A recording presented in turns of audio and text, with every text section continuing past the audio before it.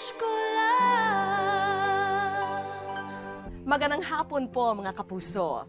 Naniniwala ba kayo sa karma? Sang-ayon ba kayo sa kasabihang kung ano ang inyong itinanim ay siya mo ring aanihin? Sasagutin namin yan ngayong hapon sa Wish Ko Lang. Isang estranghero ang pumunta sa bahay ni Miko at bigla na lang siyang sinabuyan ng asido. Dahil doon, nasunog ang malaking bahagi ng kanyang mukha at pati ang isang mata ay nabulag na. Matindi rin ang naging emotional at psychological effect ng naganap na pag-atake sa kanya. Kaya lahat daw ng maganda at positibong aspeto ng kanyang pagkatao at ng kanyang buhay nilusaw ng isang bote ng asido. Yung pakiramdam na alam mong parang pinapasok ka ng sigarilyo ng 1,000 beses. Karaniwan na natin ginagamit ang kemikal na asido sa iba't ibang bagay. Pero kahit kailan, hinding-hindi ito ginagamit sa balat o katawan ng tao. Paano kung ang nakalalasong likido ay ibuhos at isaboy sa iyo? Ramdam na ramdam ko kung paano parang hinihila yung balat ko mula sa mukha ko at sa katawan ko. Hindi mo kakayanin. Hindi ka makakasigaw, hindi ka makakapagsalita. Para kang masisiraan ng ulo sa sobrang sakit. Pagamat siya'y nananatiling buhay dito sa lupa, mistulang dinanas na raw ng binatang si Miko ang hapdi at init ng impyerno. Sa gitna ng malagim na karanasang ito, tuluyang nagbago ang buhay ng isang nilalang dahil sa kamandag ng asido.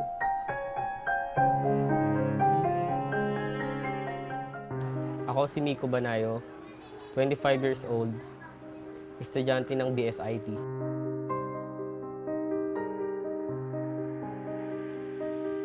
Nag-iisa akong lalaki sa aming pamilya.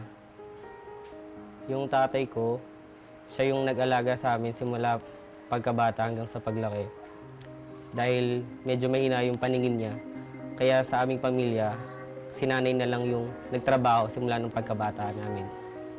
Sa aming tatlong magkakapatid, ako yung pinursige nila sa pag-aaral dahil nakitaan daw nila ako ng talino pagdating sa eskwelahan.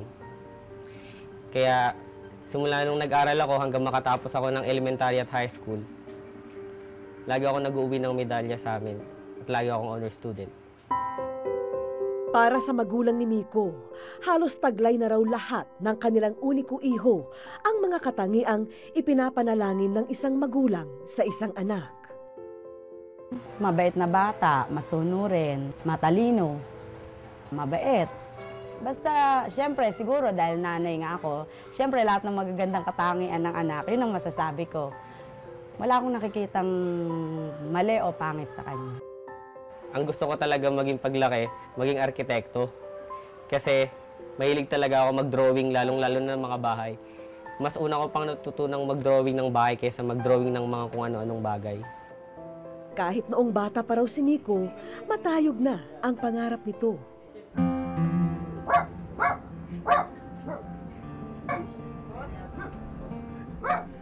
Galing sa isang simple at payak na pamilya si Miko, kung kaya't ang kanyang tanging alam na sandata para maisalba ang pamilya sa kasalatan sa buhay ay ang edukasyon. Ay. Kamusta? Ito ayos lang. Ubus ang paninda. Ay, galing na asawa ko. Nagpasyon na. Mapil tayo eh. Oh, ikaw naman dyan. Kumusta yung ginagawa mo? Ito tay, nag-aaral na mabuti para sa atin. Yan ang gusto ko. Ano tay, pasensya na kung hindi ako makakatulong dyan ngayon ha. Kailangan ko po talagang tapusin tong mga to eh. Yan yung, pag ako nakagraduate, makakuha ako magandang trabaho para sa atin. Yan! Oh, narinig ko inyo ha. Biyahin ko inyo ha. Para kayo mabuti. Pag puro laro. Siyempre, kanino nagmana anak mo? Eh, siyempre. Sa akin. Ano ka naman? Kunti ka nga pinggan para mamaya pagdating nila kuya niya nakahanda. Nagbunga ang pagsusunog ng kilay noon ni Miko sa pag-aaral. mga friends! Babalik ako! Sige, order lang kayo! May order na ako! Yeah! Nay! Aba! Ha? Anak ko. Ako dapat, naku, congratulations, anak. Salamat, Nay! Dapat pinapaypayan para hindi papawisan. Pero may mga bagay na kailangang isaalang-alang para matupad ang mga plano ni Miko sa hinaharap. Nay, ito na po yung ticket ko.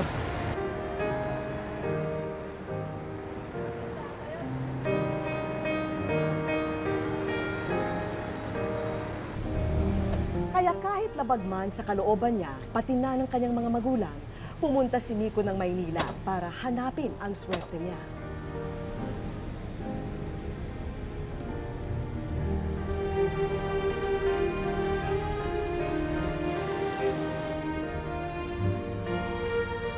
Hindi naman sinayang ni Miko ang pagkakataon dahil sa pagtungtong niya ng Maynila. Pinatunayan niyang kayang-kayang abutin ang mga pangarap sa buhay. Good afternoon, guys. Ito na ang final layout. Pinaghuhusayan ng gusto ng binata ang lahat ng pinapasukang trabaho. Well, I like your concept, so I think magugustuhan niya ng mga anak ko. So, job well done.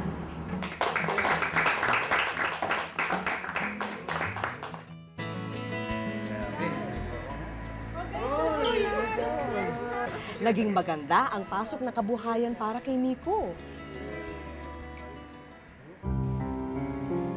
Pero hindi niya batid na sa likod ng pagtsatsaga, may isang taong hindi tanggap ang kaligayahang nararanasan niya. Wish ko lang. Susunod. Papaano binago ng asido ang buhay ng isang binatilyo? Wish ko lang. Doon na nagsimula ang isang pangyayari na ni sa panaginip ay hindi inakala ni Miko na mangyayari. Ay, para may tao ata. Wait lang, ha?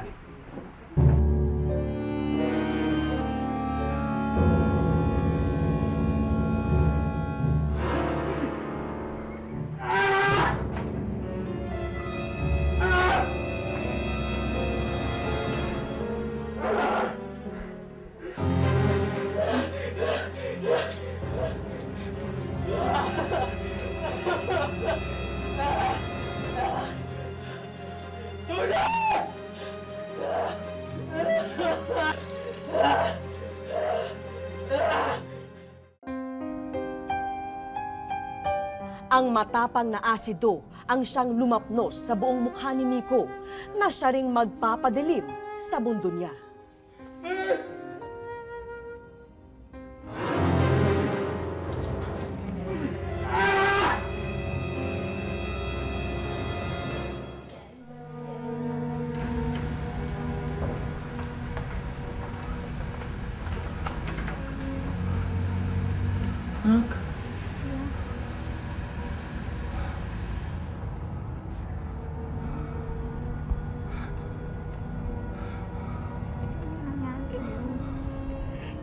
Kasalanan natin. Kung hindi natin siya pinabayaan, hindi ito mangyayari sa kanya.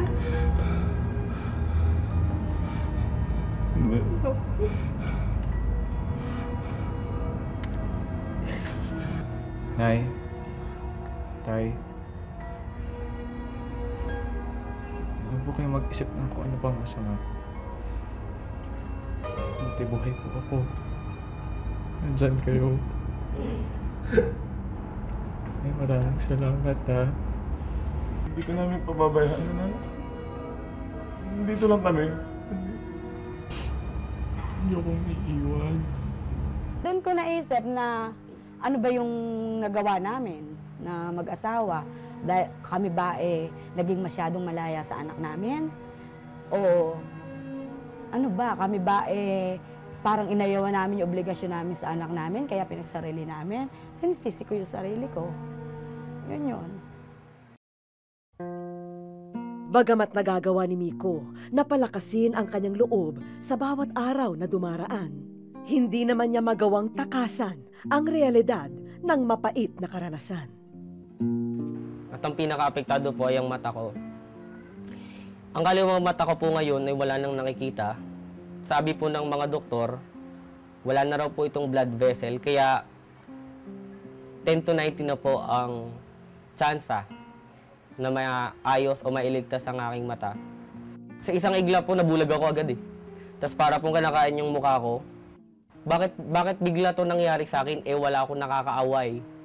Dahil nga, dati akong presidente ng paaralan namin, kahit minsan wala akong nasagasaang tao o wala akong pagkakaalam na nasagasaang tao para gawin sa akin yun. Yun yung mga tumatakbo sa utak ko nung nangyari sa akin yung sitwasyon na yun. Nagtataka ako tsaka nagtatanong kung sino ang pwedeng gumawa sa akin. Wala namang galit dahil wala pa nga akong nakikilalang tao kung sino yung ikakagalit ko. Kaya nagtataka ako at nagtatanong, ano, paano, sino ang gumawa sa akin ito?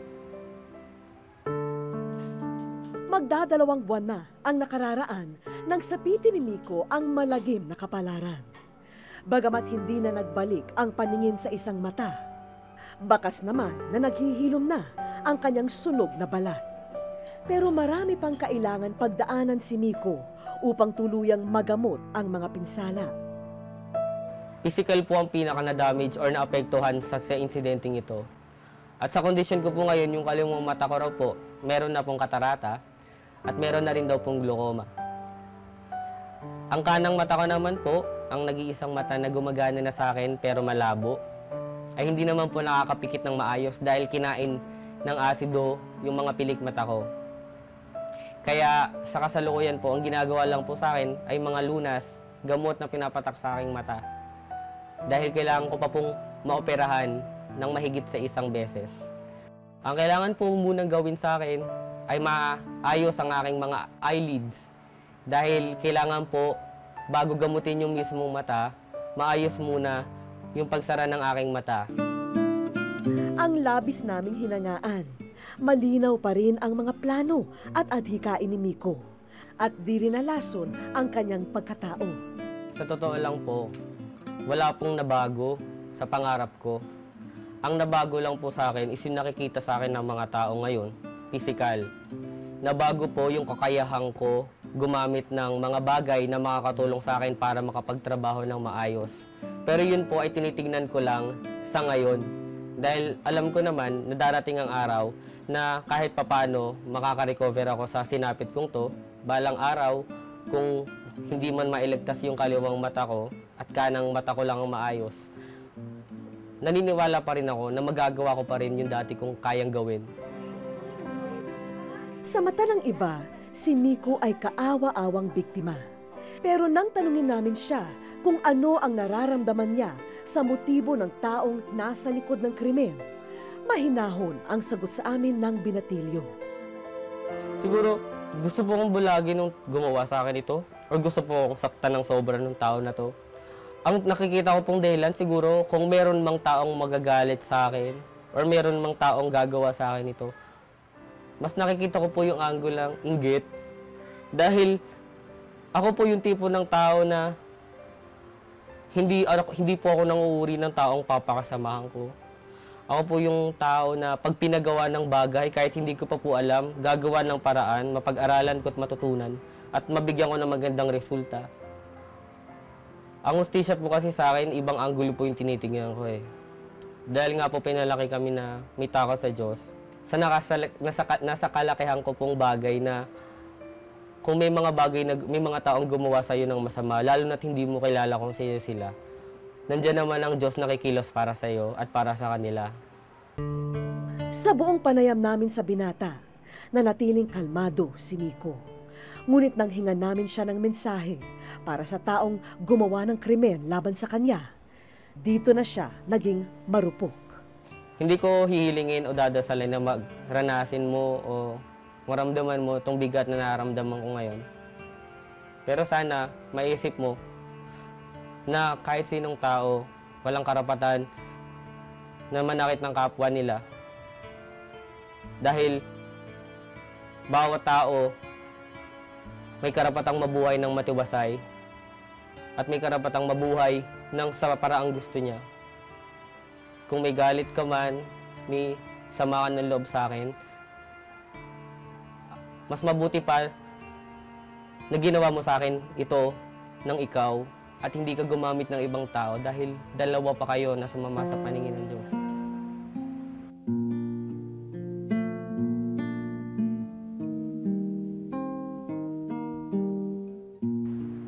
Para sa pamilya ko, kayo yung dahilan kung bakit napakabigat ng kalooban ko ngayon. Dahil doon ko naisip na, lalo na sa magulang ko, hindi ayaw niyo akong patungtungin sa lupa noon nang wala akong tsinelas.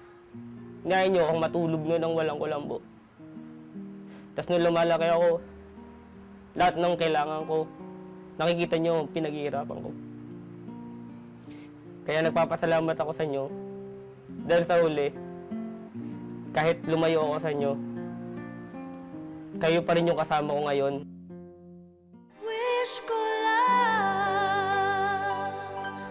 sa aming pagbabalik. Simula pagkabata, mataas yung expectations nila sa akin. Hindi naman po ako ganong kasamang tao. Kaya po, yun yung nakakagulat na nangyari sa akin to. Wish ko lang.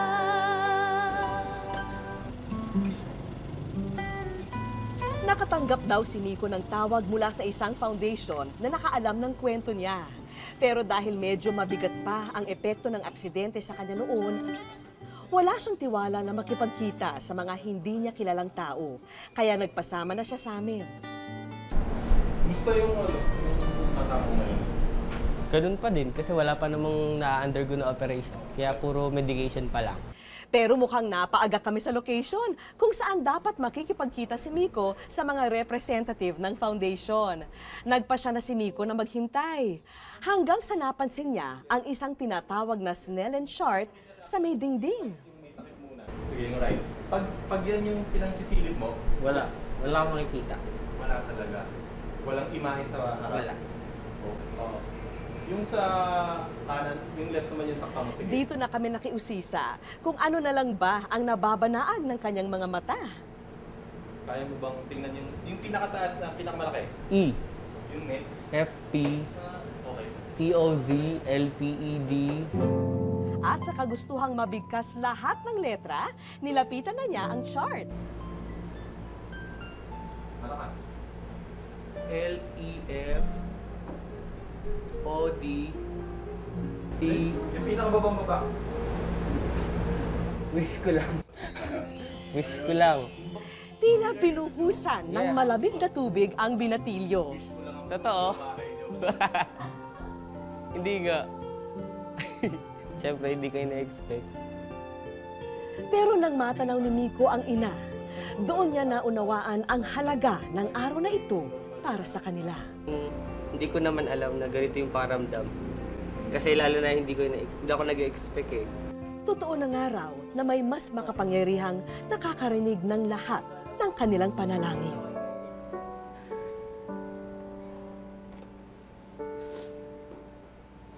Sobrang hindi.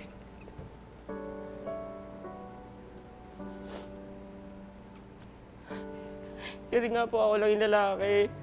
Kaya ako po yung inaasahan. Simula nga po, yun ang kunento ko sa inyo. Simula pagkabata, mataas yung expectations nila sa akin. Hindi naman po ako ganong kasamang tao. Kaya po, yun yung nakakagulat na nangyari sa akin to. Kaya napakahalaga po sa akin na maayos kahit pa paano na madiretso ko po yung nasimula namin ng family ko. Lalo na ako. Inamin ni Miko sa amin na kung hindi sa kanyang pamilya, hindi niya kakayanin ang pasan-pasan na krus mag-isa.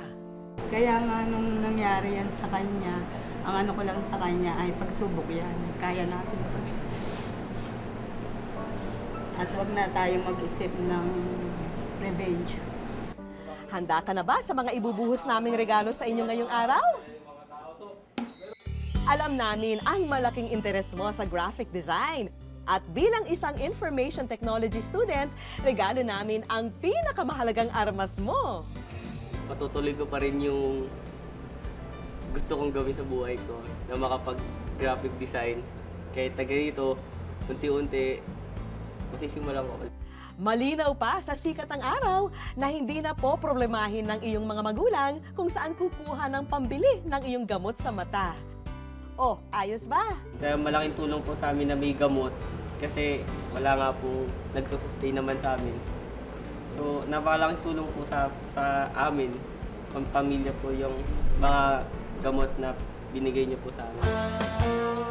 At dahil maraming puso ang napukaw sa kwento ni Miko, isang espesyal na personalidad ang bumisita sa kanya.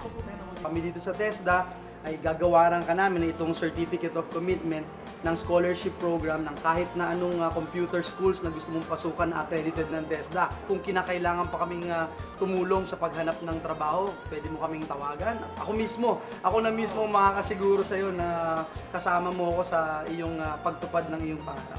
Basta kaya mabuhay ka at pagpalain ka ng Diyos. Thank you, Pastor.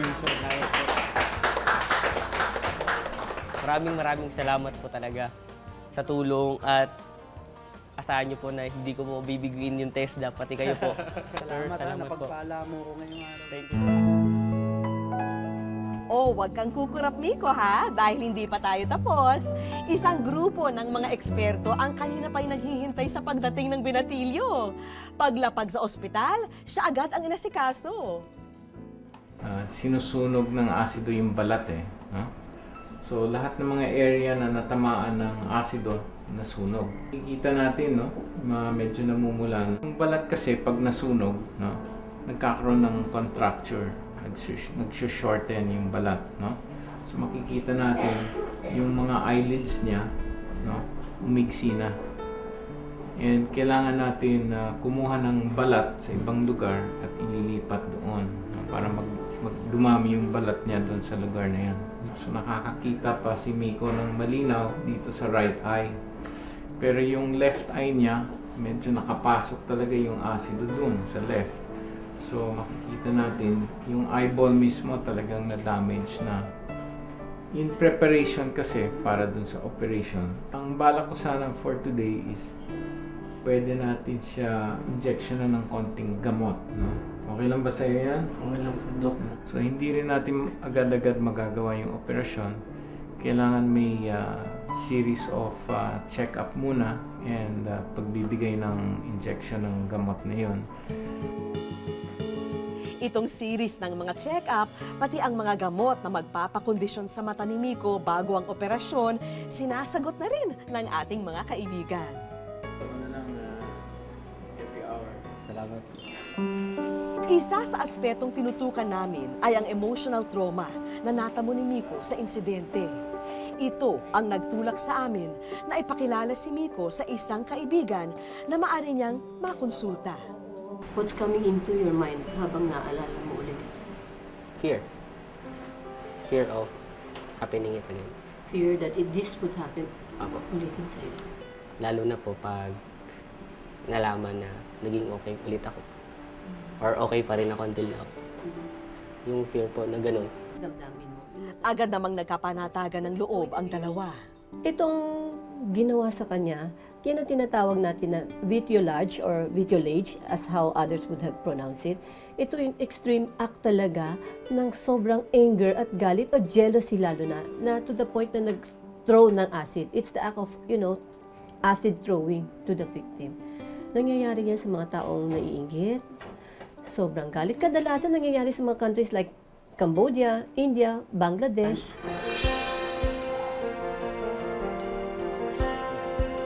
How about your hair, Miko? You're still good looking.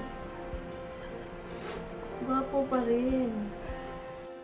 Malaki raw ang maaring naging epekto nito sa pagkatao ni Miko. Si Miko is undergoing a lot of pain right now. But nandito tayo, hindi ko naman pwede sabing denial, no? But he is trying to be strong for his family. But most of all, he's trying to be strong for himself. Nakikita mo every word na ginagamit niya. Feel niya. It's painful for him. Nanginginig siya, and yet he tries to come up with a smile. Nahihirapan siya with the pain, yet he tries to come up with... Imagine, iniisip pa niya yung mga cameraman, di ba? Napapagod. Ganun pa man, may mahalagang payo si Lilian Gee na makakatulong kay Miko na maharap ang buhay na may kapanatagan. In spite of everything, young as he is, dynamic, smart, intelligent, good-looking, nangyari ito suddenly, the world became the total of opposite, di ba? And yet, nandoon, there's tiny spark of hope. Yan, tiny spark of hope ni Miko ang gagamitin natin para dahan-dahan makaahon siya. Dahan-dahan siya makarecover. It's so simple. If you don't know pain, how will you know there's hope? Let's give Miko a chance. Let's make that small hope inside his heart grow bigger every day.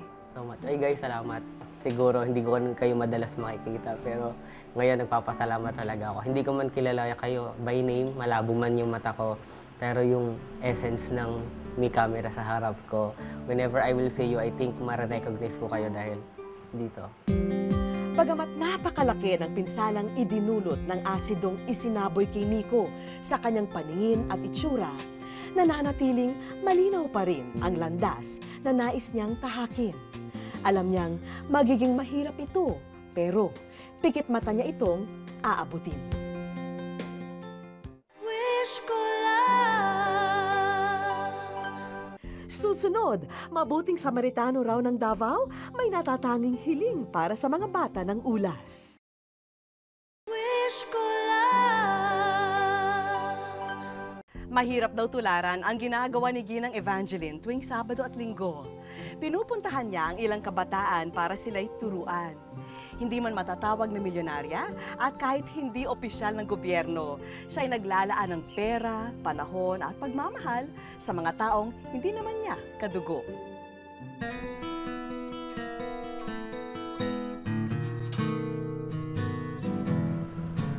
Malawak, malinis at progresibo ngayon ang lungsod ng Davao. Pero sa mga lugar dito, ang parating dinarayo ng isang guro na aming nakilala ay ang barangay na malapit sa intersection na ito, ang Ulas. Good, muna sila. Aiko, bilis mo, kay late na tayo. Halika. Every Saturday, magpunta ako sa bahay nila. Ibahay-bahay ko yan, ma'am. Para din, that's the time na makita, mamit kong lula nila. Kaya may iba dyan, walang mga parents. Lula na lang. Iniwan sa mga parents. Asi, di pa tugtang, gawa pa mang kwarta, pero naanap po na ito ano. May 2 taon nang binibisita ni Teacher Vangie ang mga bata ng Ulas. Ang kanyang misyon ang maibahagi ang salita ng Diyos sa mga bibong musmos. Karong buntag, mga bata, padayon ta sa atong good news class. Sing la la, shout out, clap my hands until Jesus Christ comes again. Higit 3 dekada nang nagtuturo si Teacher Vangie. Una siyang nagkatrabaho sa Davao del Norte. Noon pa man, nakasanayan na niya ang magturo tungkol sa salita ng Diyos sa mga bata. Yung mga Saturday, mga anak ko, mga bata ko, mga kalaro, so sila yung inumpisahan ko, magturo ko sa mga Bible story sa bahay. So, doon nag-umpisa na hindi lang sa job ko na magtuturo sa school. Si Teacher Marie naman ang naging katuwang ng butihing guro sa kanyang pagtuturo tuwing Sabado. Tinatanong niya ako na wala kang lakad ngayon. Sama tayo sa Ulas. Ayun, sumama din naman ako with my kids pa yun before. Oo. And then, ayun, naibigan ko na rin. Hinahanap-hanap ko na. Heavens Made. Okay, clap your hands. Pak-pak ang walay mga kamot.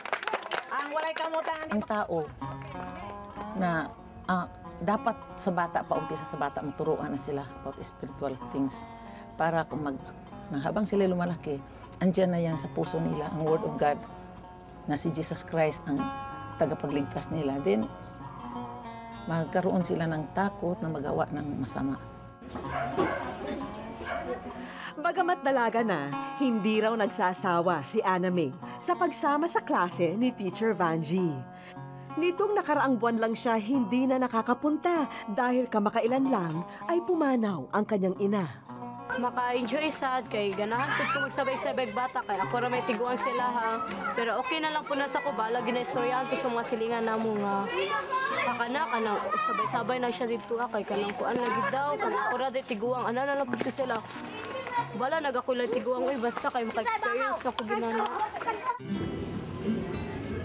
Kadalasan, abala sa paghahanap buhay ang mga magulang ng mga bata tulad ng ama't ina ni Christopher.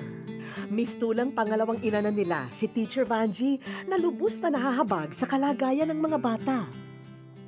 Nagklase mi, pinadala ko sila ng lapis, mga or ballpen mga. Ako yung mga lapis din nila ma'am ganito, ana.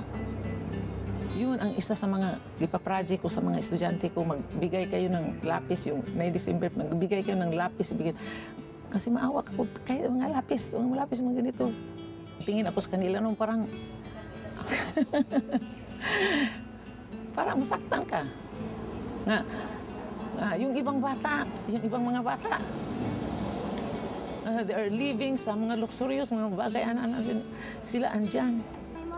So, okay naman ang mama. O sige, mas mabuti yung para matuto sila about sa Word of God, about sa God. So, yun naman, yun nag-umpisa nga, interesado din sila. By the word of the Lord were the heavens made.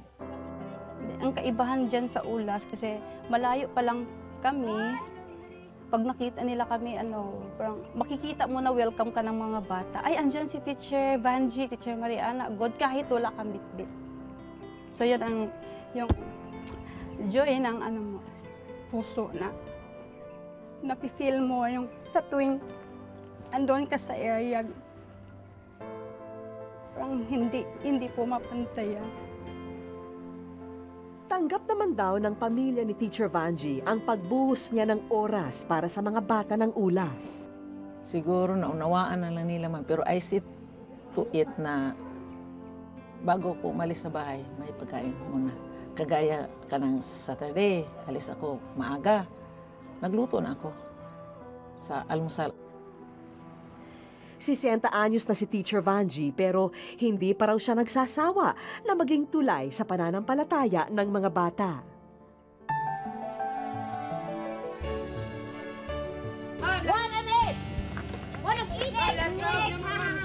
Okay, ito Ibang saya ng araw ang umaapaw sa mga puso ng mga guro tuwing kapiling ang mga bata ng Ulas. Ngayong tag-araw, may wish daw ang mga bata na inilalambing nila kina Teacher Vanji. May isa ka bata nang sabi nga, nakaligo na ba ako swimming pool din. Then, naako ito din kung, nga naman di, wala pa mo kaligo swimming pool. Tananong ko sila, wala pa ma'am. Maligo ta ma'am, anak ba? So, yun, natouch ko. Nga, nila, wala pa sila kaligo swimming pool, anak. Hindi matatapatan ng salapi ang halaga ng kaligayahang nais maibigay ng guro sa kanyang mga estudyante. Kaano ko sila kamahal, mahal na mahal. That is why nga, kung pwede, maghanap ko ng paraan nga matulungan ko sila kahit wala akong may tulong finansyal, pero ang ko na lang, makita nila na, ma-feel nila na kahit hindi parents sila, naglalaba pa rin sa kanila.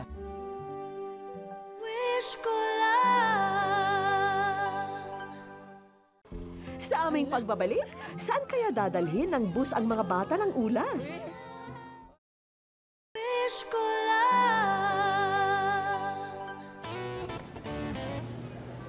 Linggo ngayon, kaya nakaabang na ang mga bata rito sa labas ng Barangay Ulas. Tuwing linggo kasi, sinusundo ni Teacher Vanji at ng mga volunteer na kasama ang mga bata para dalhin sa kanilang simbahan. At kahit siksikan sila sa sasakyan, hindi alintana ng mga bata ang konting tiis sa biyahe.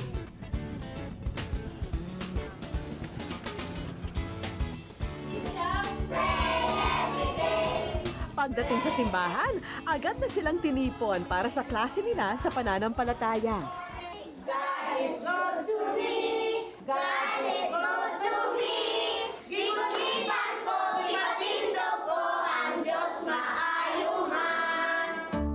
Dere. Sunod na mo, dere. Pagkatapos ng klase, handa nang umuwi ang mga bata sa kani-kanilang mga bahay. Pero mukhang may iba ang plano sa araw na ito dahil isasama namin sila sa isang araw ng pamamasyal. Hala, miss ko lang. Wrist. Wow!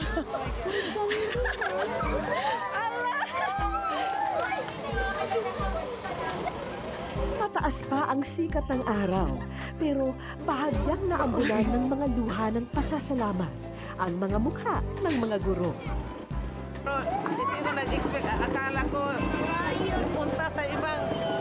napunta sa ibang yung sulat ko. Hindi ko akalain kayo talaga ang sulat. Sobrang happy po talaga. Nangingislap naman ang mga mata ng mga bata sa excitement. Agad na namin silang pinasakay sa bus para sa kanilang unang trip ngayong summer.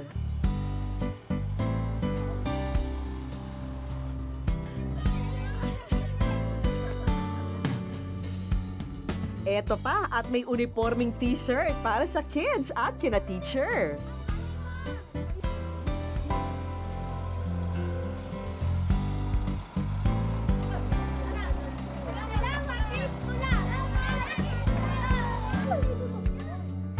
Una namin silang dinala rito sa Hardin ng Malagos. Okay, let's go. Dito na ba? Dito nila makakasalamuha ang mga hayop na karaniwan nilang napag-uusapan sa klase. Diba ako? Ganda ng balayibo niya. Ay, salamat. Halos hindi malaman ng mga bata kung saan susugod nang amin silang dalhin sa malawak na palaruan ng Malagos. Pagsapit ng tanghali, isang simpleng handa ang aming nilaan para sa mga bata ng Ulas. Dahil hangad naming mabusog sila sa tuwa, hinanda na namin ang susunod na mga regalo sa loob ng bus.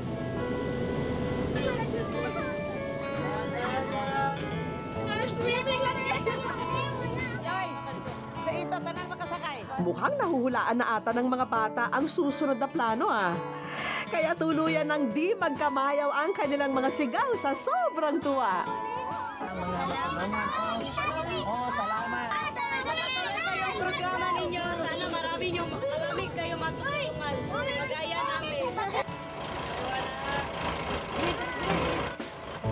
At sa kauna-unahang pagkakataon, mararanasan na rin ng mga bata ng Ulas ang mag-swimming sa isang resort na karaniwang summer destination ng mga pamilyang Pinoy. Nang natanaw na nila ang kiddie pool, tuluyan ang umapaw ang kanilang excitement at agad nang tumalon sa malamig na tubig. Lalaki, babae, maliit o malaki, walang takot na nagpadaos-dos sa mga water slide. Sina teacher naman, tila naligo na rin sa saya habang pinapanood ang mga makukulit na pasilid. Nag-enjoy, naglangoy-langoy, naglukso-lukso, nag-slide-slide. Salamat juga ayo. Sa mata ng mga bata ng Ulas, malinaw na lumutang ang pag-asa at pagtitiwala na anumang unos ang dumating sa kanilang mga buhay, kakayanin nila itong harapin ng may pananampalataya sa Diyos. Dahil minsan lang sila bata, ang mahalaga ngayon ay ang mga aral at alaala ng masasayang araw ng kamusmusan na hindi nila maipagpapalit kailanman.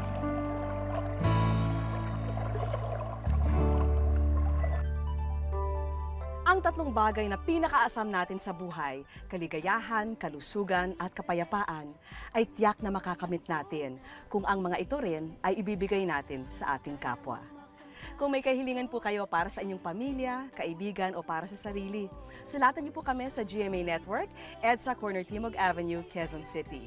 Maaari rin niyong iparating ang inyong kahilingan, kwento at komento sa aming official page sa Facebook at sa Twitter at Wish Ko Lang GMA. At hanggang sa susunod na Sabado po, ako po yung kapuso Vicky Morales at ito po ang Wish Ko Lang.